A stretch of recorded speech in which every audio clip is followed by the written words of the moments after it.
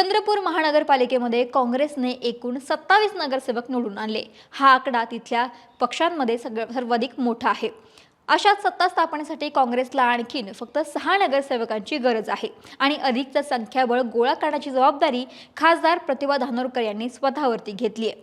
आता मित्र पक्ष मिळून तिथं सत्ता स्थापनेसाठी काँग्रेसला मोकळा रस्ता आहे, पण अजूनही तिथं सत्ता स्थापन करण्यात आलेली नाही आणि याचं कारण ठरले काँग्रेसमधलीच गटबाजी। कारण 27 नगरसेवकांपैकी खासदार प्रतिभा धानोरकर यांच्या गटाकडे 13 तर आमदार वडेट्टीवार यांच्या गटाकडे 14 नगरसेवक आहेत आणि आता एवढं मोठं संख्याबळ असताना सुद्धा मिळून चर्चा करण्याआधीच वडेट्टीवार आणि धानोरकर यांच्यामध्ये नगरसेवकांच्या पळवापळवीवरून वाद रंगला। निवडणुकीनंतर खासदार धानोरकर आणि आमदार वडेट्टीवार यांनी नगरसेवकांची अज्ञातस्थळी त्यांना हलवलं होतं, पण हे सगळं सुरू असताना या दोघांमधला अंतर्गत वाद उफाळून आला आणि तो थेट दिल्लीपर्यंत जाऊन पोहोचला। दिल्लीत या दोन्ही नेत्यांची कानउघडणी झाली आणि त्यानंतर दोघांमधले वाद संपले असं चित्रही समोर दिसून आलं।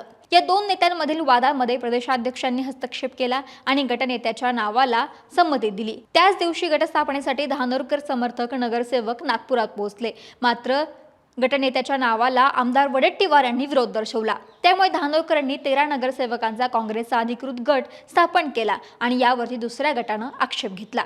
त्यानंतर प्रदेश प्रभारी रमेश चेन्नीथला, प्रदेशाध्यक्ष हर्षवर्धन सपकाळ, आमदार विजय वडेट्टीवार आणि खासदार प्रतिभा धानोरकर यांची ऑनलाईन बैठक झाली। यात महापौर पद धानोरकर गटाकडे, स्थायी समिती वडेट्टीवार गटाकडे आणि उपमहापौर पद मित्र पक्षाला देण्याचा फॉर्म्युला ठरल्याचा दावा वडेट्टीवार यांनी केला होता।